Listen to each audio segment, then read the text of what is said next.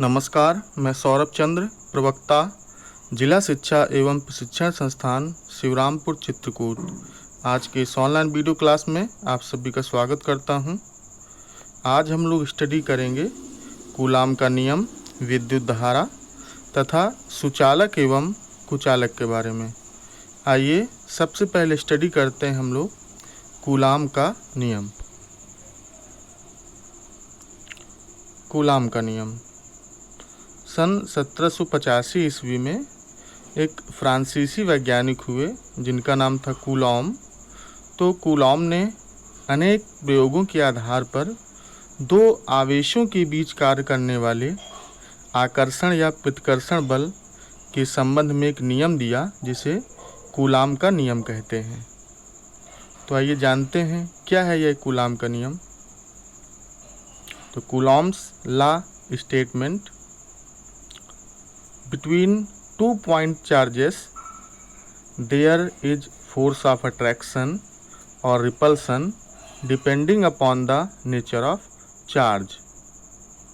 यानी कि दो पॉइंट चार्जेस के बीच में या तो अट्रैक्शन काम करता है या रिपल्सन काम करता है। यह डिपेंड करता है किस पर? चार्ज के नेचर पर। यदि सेम चार्ज होता है तो रिपल्सन काम करता है, और यदि अपोजिट चार्ज होता है तो वहाँ पर अट्रैक्शन काम करता है। ठीक है, जैसे नीचे एक एग्जाम्पल से दिखाया गया है कि यहाँ पर दो पॉइंट चार्ज हैं। एक पॉइंट चार्ज Q1 है और दूसरा पॉइंट चार्ज Q2 है। जो Q1 पॉइंट चार्ज है वो पॉजिटिव है और जो Q2 पॉइंट चार्ज है वो निगेटिव है। तो ये दोनों अपोजिट चार्ज होने के कारण इन दोनों पॉइंट चार्ज के बीच में अट्रैक्शन काम करेगा। ठीक है, और जो फोर्स ऑफ अट्रैक्शन यहाँ पर काम करेगा वो किस डायरेक्शन में होगा? वो इन दोनों पॉइंट चार्ज को जो मिलाने वाली लाइन है, इन दोनों पॉइंट चार्ज को मिलाने वाली लाइन के अलोंग ही काम करेगा। जो Q1 पॉइंट चार्ज है वो Q2 पॉइंट चार्ज को इस डायरेक्शन में पुल करेगा। सेम उसी तरह जो Q2 पॉइंट चार्ज है वो Q1 पॉइंट चार्ज को इस डायरेक्शन में पुल करेगा या खींचेगा। ठीक है, तो अपोजिट पॉइंट चार्ज क्या करते हैं? अपोजिट पॉइंट चार्ज एक दूसरे को अट्रैक्ट करते हैं, यानी कि इनके बीच में फोर्स ऑफ अट्रैक्शन काम करता है। और यह फोर्स किस डायरेक्शन में होता है? यह फोर्स अलोंग द लाइन होता है, यानी कि इन दोनों पॉइंट चार्ज को जो मिलाने वाली रेखा है उसी रेखा या उसी लाइन के अलोंग या उसी लाइन के अनुदिश कार्य करता है। ठीक है, इसी तरह नीचे देख रहे हैं कि दो पॉइंट चार्ज नीचे भी हैं। एक Q1 पॉइंट चार्ज है और दूसरा Q2 पॉइंट चार्ज है। Q1 जो पॉइंट चार्ज है वो भी पॉजिटिव है और जो Q2 पॉइंट चार्ज है वो भी पॉजिटिव है। सेम चार्ज होने के कारण इनके बीच में क्या काम करेगा? इनके बीच में रिपल्सन या प्रतिकर्षण काम करेगा। और ये प्रतिकर्षण किस डायरेक्शन में होगा? तो ये प्रतिकर्षण होगा अलोंग द लाइन। तो जो Q1 पॉइंट चार्ज है वो Q2 पॉइंट चार्ज को इसी लाइन के लॉन्ग इस डायरेक्शन में रिपेल करेगा या प्रतिकर्षित करेगा। उसी तरह Q2 point charge Q1 point charge को इसी लाइन के लॉन्ग इस डायरेक्शन में रिपेल करेगा। ठीक है, तो यहाँ पर एक बात क्लियर हुई कि जो अपोजिट चार्ज होते हैं, अपोजिट चार्ज क्या करते हैं? एक दूसरे को अट्रैक्ट करते हैं, यानी कि वहाँ पर फोर्स ऑफ अट्रैक्शन कार्य करता है। और जो सेम चार्ज होते हैं, सेम चार्ज एक दूसरे को रिपेल करते हैं, यानी कि वहाँ पर फोर्स ऑफ रिपल्सन काम करता है।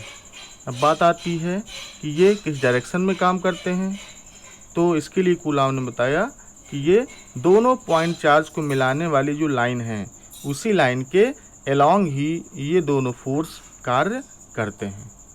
ठीक है, इसके बाद कूलॉम ने ये भी बताया कि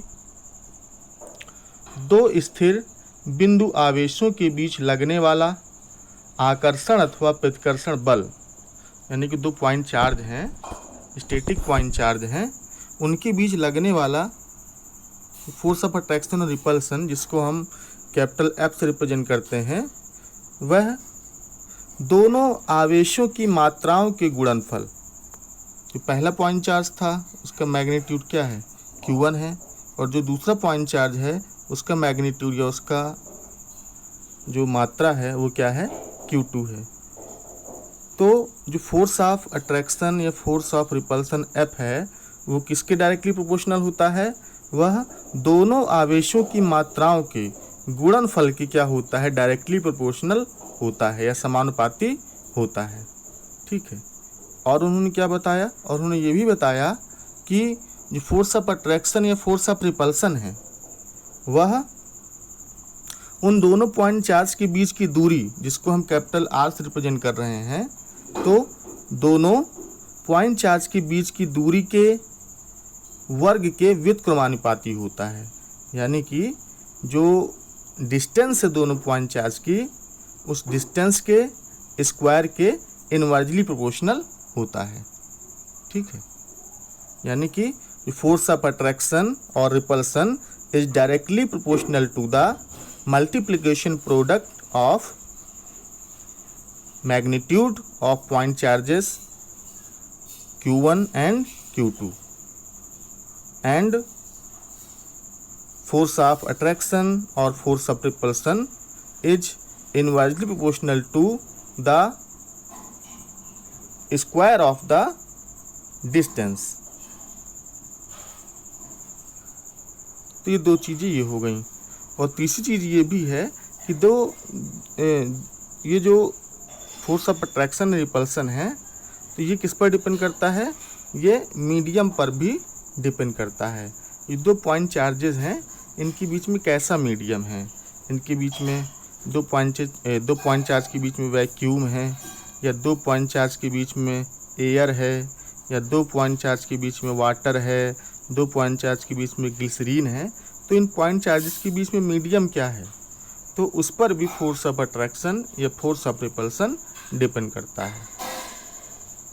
तो by combining two equations we get, ये जो शुरू की दो इक्वेशन है, F directly proportional to Q1 into Q2 and F inversely proportional to R square, इन दोनों इक्वेशन को यदि हम एक साथ कंबाइन कर लें तो हमारी इक्वेशन निकल करके आती है F is directly proportional to Q1 into Q2 upon R square. ठीक है। तो इसको यदि हम और सॉल्व करें, और जो प्रोपोर्शनैलिटी का साइन है, ये जो प्रोपोर्शनैलिटी का साइन है इसको हटा करके हम इक्वलिटी का साइन लगाएं, इक्वल का साइन लगाएं, तो यहाँ पर हमको एक प्रोपोर्शनैलिटी कांस्टेंट लेना पड़ेगा। तो हमारा हो जाएगा F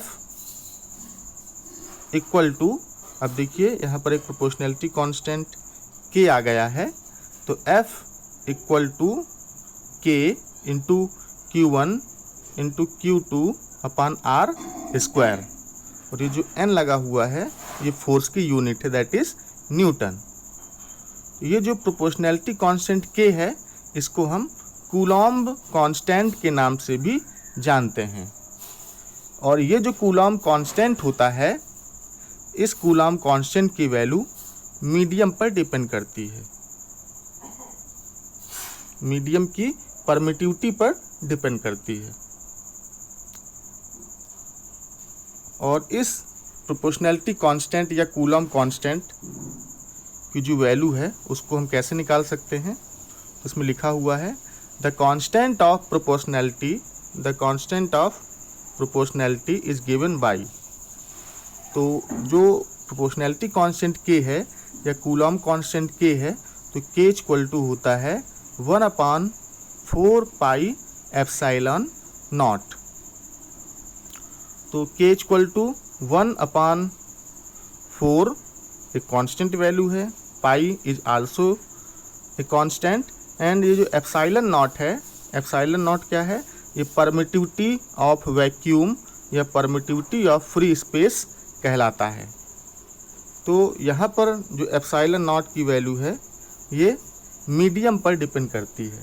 एप्सिलॉन को हम परमिटिविटी बोलते हैं, नॉट लगा देते हैं तो ये परमिटिविटी ऑफ वैक्यूम हो जाती है।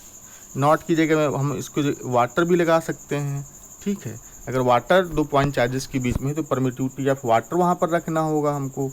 ग्लिसरीन भी हो सकता है 2 पॉइंट चार्जेस के बीच में, तो परमिटिविटी ऑफ ग्लिसरीन रखना होगा। क्योंकि मोस्ट ऑफ द केसेस में हम लोग वैक्यूम या एयर लेकर के चलते हैं, तो यहाँ पर हम एप्सिलॉन नॉट रखते हैं, ना कि एप्सिलॉन वाटर रखते हैं और ना ही एप्सिलॉन ग्लिसरीन रखते हैं। अगर वाटर और ग्लिसरीन का इस्तेमाल करेंगे तो वहाँ पर हम एप्सिलॉन वाटर या एप्सिलॉन ग्लिसरीन रख सकते हैं। लेकिन मोस्ट ऑफ द केस में हम लोग क्या रखते हैं, वैक्यूम या एयर रखते हैं। तो वैक्यूम या एयर के केस में हम वहाँ पर एप्सिलॉन नॉट लेकर के चलते हैं। तो एप्सिलॉन क्या है, परमिटिविटी ऑफ, एप्सिलॉन नॉट क्या है, परमिटिविटी ऑफ एयर और वैक्यूम, ठीक है। तो इसकी एक वैल्यू होती है परमिटिविटी ऑफ एयर और वैक्यूम की या फ्री स्पेस की, जो कि होती है, लिखा हुआ है नीचे 8.84 इंटू 10⁻⁻12 कूलम्ब स्क्वायर पर न्यूटन मीटर स्क्वायर, ठीक है। तो एप्सिलॉन नॉट की इस वैल्यू को हम यहाँ पर रख सकते हैं यहाँ पर। तो यदि हम इस एप्सिलॉन नॉट की इस वैल्यू को रख देंगे और 4 की जगह 4 रख देंगे, पाई की वैल्यू 3.14 रख देंगे, तो इसको सॉल्व करने पर जो के की वैल्यू आएगी वो आती है 9 इंटू 10⁻9 न्यूटन मीटर स्क्वायर पर कूलम्ब स्क्वायर। तो ये के की वैल्यू आती है, ठीक है। जब हम क्या रख देते हैं, परमिटिविटी ऑफ वैक्यूम या परमिटिविटी ऑफ फ्री स्पेस की जो वैल्यू है वो रख देते हैं, तो हमारी के की वैल्यू निकल करके आ जाती है 9 इंटू 10⁻9 न्यूटन मीटर स्क्वायर पर कूलम्ब स्क्वायर, ठीक है। तो इस के की वैल्यू, जो के की वैल्यू क्या थी, के इक्वल टू हमारा है 1/4 पाई एप्सिलॉन नॉट। तो के की जगह में हम लिख सकते हैं 1/4 पाई एप्सिलॉन नॉट। तो रखने पर क्या आ जाएगा, हमारा फोर्स ऑफ अट्रैक्शन या force of repulsion equal to आ जाएगा 1/4 पाई एप्सिलॉन नॉट। के की जगह हो गया Q1 into Q2 upon R square और N means Newton, that is the unit of force, ठीक है। तो ये जो हमारी इक्वेशन आ जाती है, ये हमारी कूलम्ब्स लॉ का स्टैंडर्ड फॉर्म है। इसी को हम कूलम्ब इक्वेशन के नाम से भी जानते हैं। तो ये हमारी मेन इक्वेशन है, F is equal to 1/4 pi epsilon naught into Q1 into Q2 upon R square newton, ठीक है। यही हमारी कूलम्ब इक्वेशन कहलाती है। इसके बाद इस जो कूलम्ब्स लॉ है, इसकी कुछ लिमिटेशंस भी हैं, कुछ सीमाएं भी हैं। इसकी जो मेन 2 लिमिटेशंस है वो लिखी हुई हैं। पहली लिमिटेशन ये है कि the charges to be considered are point charge, कि ये जो कूलम्ब्स लॉ है उसमें जो हम चार्ज कंसीडर करते हैं वो कैसे होने चाहिए, वो पॉइंट चार्ज होने चाहिए। तभी हमारा फोर्स ऑफ अट्रैक्शन है या फोर्स ऑफ रिपल्सन है उसकी वैल्यू एग्जैक्टली आ पाती है। और दूसरा हमारा जो लिमिटेशन है वो लिमिटेशन ये है कि they should be stationary with each other. ये जो दोनों पॉइंट चार्ज होने चाहिए वो कैसे होने चाहिए, स्टेशनरी होने चाहिए, स्थिर होने चाहिए, ठीक है। डायनेमिक नहीं होने चाहिए, गतिशील नहीं होने चाहिए, ठीक है। तो जो कूलम्ब्स लॉ है वो केवल स्टेशनरी पॉइंट चार्जेस पर ही अप्लाई होता है, ठीक है। ये 2 लिमिटेशन है कूलम्ब लॉ की इम्पोर्टेंट। ये था हमारा कूलम्ब्स लॉ।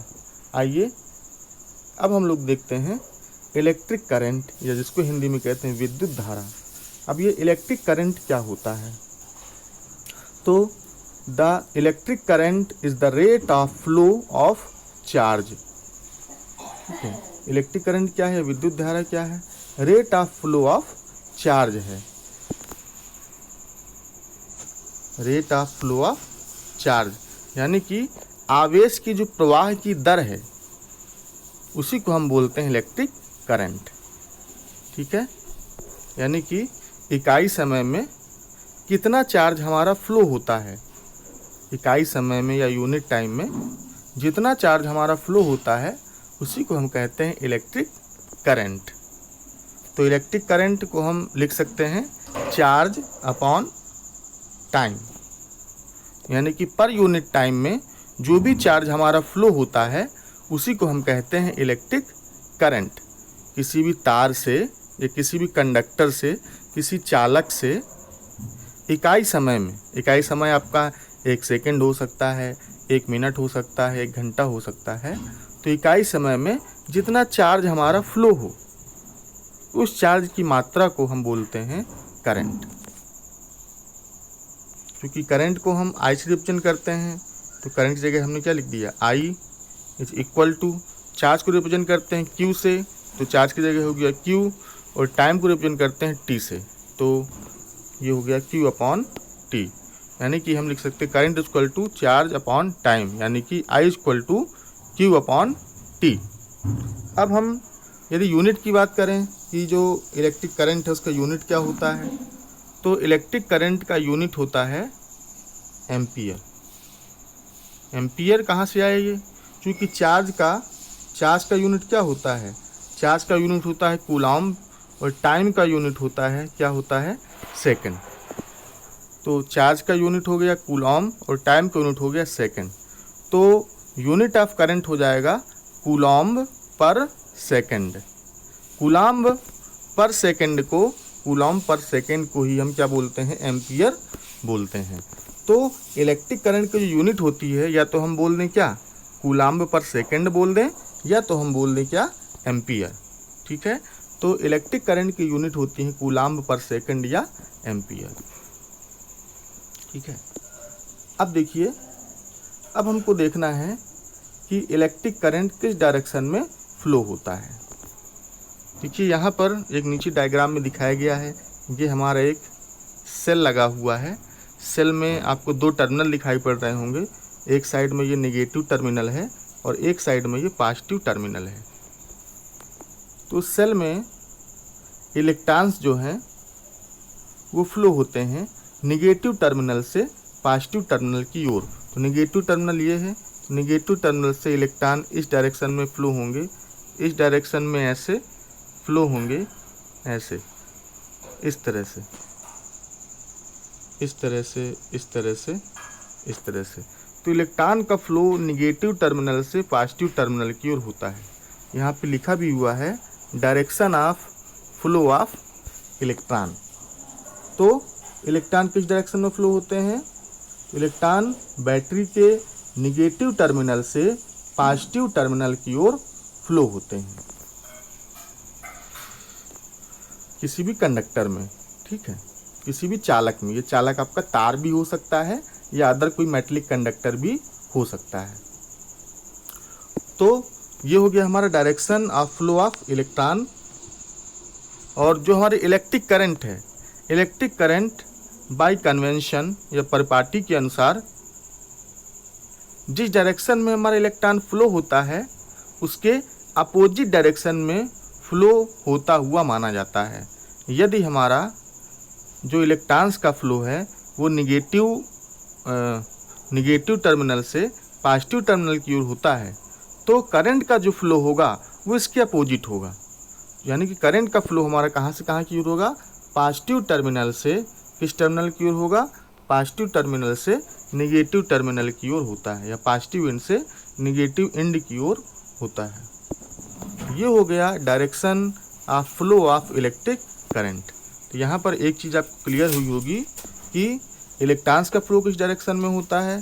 तो इलेक्ट्रॉन्स का जो फ्लो होता है वो बैटरी के नेगेटिव एंड से पॉजिटिव एंड की ओर होता है, जबकि इलेक्ट्रिक करंट का जो फ्लो होता है वो बाय कन्वेंशनली माना जाता है कि जिस डायरेक्शन में इलेक्ट्रॉन्स का फ्लो होता है उसके अपोजिट डायरेक्शन में इलेक्ट्रिक करंट का फ्लो होता है। यानी कि इलेक्ट्रिक करंट का फ्लो होगा पॉजिटिव टर्मिनल से नेगेटिव टर्मिनल की ओर या पॉजिटिव एंड से नेगेटिव एंड की ओर। ये था हमारा इलेक्ट्रिक करंट। इसके बाद आइए हम लोग देखेंगे कंडक्टर या चालक किसे कहते हैं। हिंदी में इसको सुचालक भी कहते हैं, कंडक्टर। तो an electrical current flows through some materials, these materials are conductors. यानी कि वे पदार्थ जिनमें से होकर विद्युत आवेश प्रवाहित होता है वो विद्युत चालक कहलाते हैं या उनको हम कंडक्टर्स कहते हैं। तो ऐसे कोई भी पदार्थ जिनसे होकर के चार्ज फ्लो हो जाए उनको हम क्या बोलते हैं, उनको हम कंडक्टर्स कहते हैं। यानी कि जो स्वयं से होकर के चार्ज को फ्लो होने देते हैं। देखिए यहाँ पर हम एक एक्सपेरिमेंट से भी देख सकते हैं। यहाँ पर देखिए हमने एक बैटरी लगाई हुई है, ये बैटरी है, ठीक है। बैटरी को फिर हमने तार से जोड़ा हुआ है, ये तार है। तार को फिर हमने एक इलेक्ट्रिक बल्ब से जोड़ा है। फिर बल्ब को हमने जो है यहाँ पर आपको दिखलाई पड़ रही होगी, ये क्या है, स्टील पेपर पिन है। पिन जिसको हम जो है पेपर को क्लिप करने में हम यूज़ करते हैं। तो वो क्लिप हमने पेपर क्लिप लगाई हुई है और फिर इस पेपर क्लिप को फिर किसी तार के द्वारा जो है बैटरी के हमने पॉजिटिव सिरे से जोड़ा हुआ है, ठीक है। तो पहले बैटरी के नेगेटिव सिरे से हमने एक तार जोड़ा है, नेगेटिव सिरे से तार को ले जाते हुए बल्ब से जोड़ा है, फिर बल्ब से एक तार ले जाते हुए पेपर क्लिप से जोड़ा है और पेपर क्लिप का जो दूसरा सिरा था उससे हमने फिर एक तार को लेते हुए बैटरी के पॉजिटिव सिरे से जोड़ दिया है। अब मालूम है आपको इलेक्ट्रॉन का फ्लो किस डायरेक्शन में होगा। तो इलेक्ट्रॉन का फ्लो बैटरी के जो नेगेटिव टर्मिनल इस ओर था और पॉजिटिव टर्मिनल इस ओर था। तो जो इलेक्ट्रॉन का फ्लो होगा वो बैटरी के नेगेटिव टर्मिनल से ऐसे होगा। नेगेटिव टर्मिनल से इलेक्ट्रॉन आएंगे इस डायरेक्शन में जाते हुए, बल्ब का जो टंगस्टन का फिलामेंट है यहाँ से होते हुए और इस वायर के थ्रू होते हुए इलेक्ट्रॉन जो है और यहाँ से होते हुए, अब चूँकि पेपर पिन, ये जो स्टील पेपर क्लिप है, चूँकि इलेक्ट्रॉन का कंडक्टर होती है, चार्ज को फ्लो कर सकती है, इस वजह से इस पेपर पिन से भी इलेक्ट्रॉन होते हुए और इस डायरेक्शन से होते हुए इस पॉजिटिव टर्मिनल की ओर आएंगे। चूँकि इलेक्ट्रॉन का फ्लो इस पेपर पिन के थ्रू हो रहा है, मतलब चार्ज, चूँकि इलेक्ट्रॉन पर चार्ज होता है, यानी कि चार्ज पर जो चार्ज का फ्लो है वो इस स्टील पेपर क्लिप के थ्रू हो रहा है। इसका मतलब स्टील पेपर क्लिप जो है चार्ज को फ्लो कर पा रही है, यानी कि स्टील पेपर क्लिप क्या है, एक तरह का कंडक्टर है। इसको हम बोलेंगे यह विद्युत की क्या है, सुचालक है, ठीक है। तो यहाँ पे लिखा हुआ है steel is a conductor. Steel या जितनी भी धातुएं होती हैं वो धातुएं क्या होती हैं, वो इलेक्ट्रिसिटी का गुड कंडक्टर होती हैं, क्योंकि वो इलेक्ट्रॉन को अपने आप में से फ्लो होने देती हैं, यानी कि चार्ज को फ्लो होने देती हैं, ठीक है। इसके बाद आइए अब देखते हैं इंसुलेटर। इंसुलेटर जिसको हिंदी में कहते हैं कुचालक। तो an electrical current does not flow through other materials, these materials are insulators.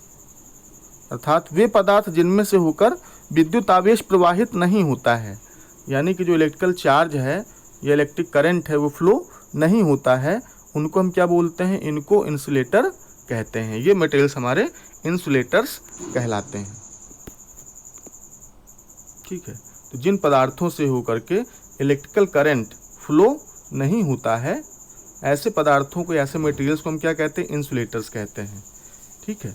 यहाँ पर देखिए फिर हमने एक्सपेरिमेंट किया हुआ है, एक बैटरी लगी हुई है, बैटरी का ये नेगेटिव टर्मिनल है, पॉजिटिव टर्मिनल है, फिर बैटरी के नेगेटिव टर्मिनल को हमने एक वायर से जोड़ा हुआ है, वायर को इलेक्ट्रिक बल्ब से जोड़ा हुआ है, ठीक है।